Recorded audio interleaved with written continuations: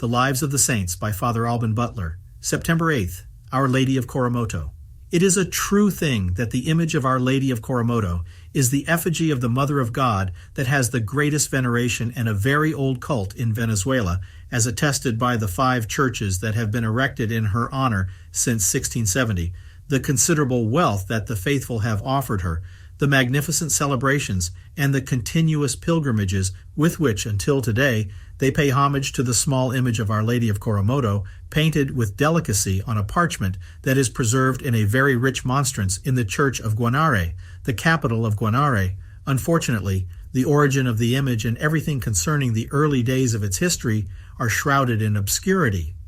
The cult of Our Lady of Coromoto dates back to the middle of the 17th century, among the members of one of the first indigenous tribes that the Capuchin friars conquered for the faith in the region of Guanare. According to tradition, when the Cospes Indians flocked to receive baptism, their chief, the cacique, not only refused to do so, but also urged his subjects to turn away from the new religion.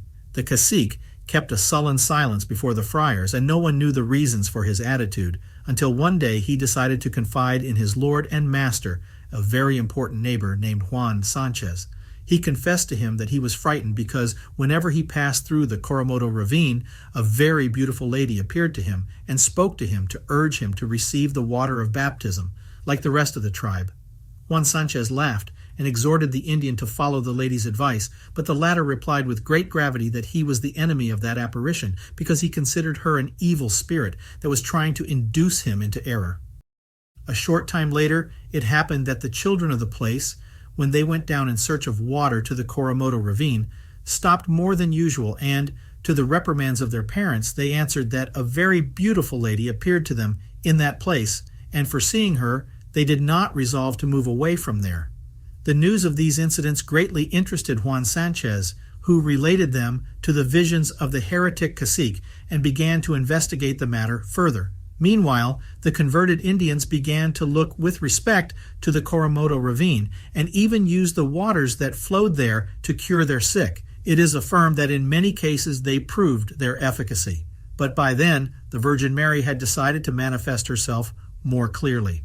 A year had passed without the cacique showing any signs of wanting to convert to the Christian faith, when on September 8, 1652, Juan Sanchez, the cacique and some 700 Indians were working at the entrance of the Coromoto ravine to establish a settlement, and at that moment the Virgin appeared to the reluctant cacique.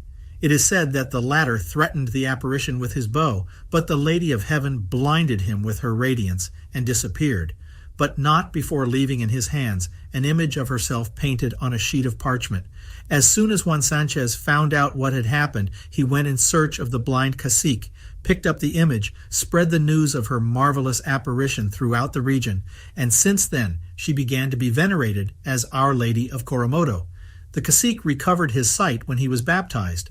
Up to here, the events that the legend tells, but it is known with certainty that in the year of 1668, the bishop of the diocese sent to Guanare a licentiate Caldera de Quinones as a visitor and ecclesiastical judge to make a report on the apparitions.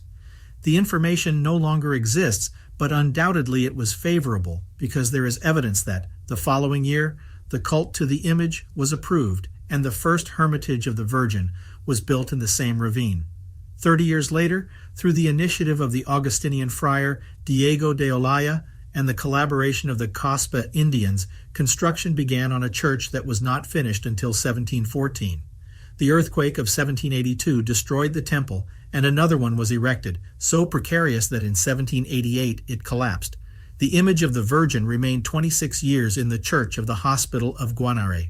In 1814 its new church was consecrated, which is the current one, where Our Lady of Coromoto, protected in her splendorous reliquary, receives the devotion of her children who come from all corners of the Venezuelan provinces of Zamora and Portuguesa and beyond to pay homage to her. Her feast day is celebrated on September 8th.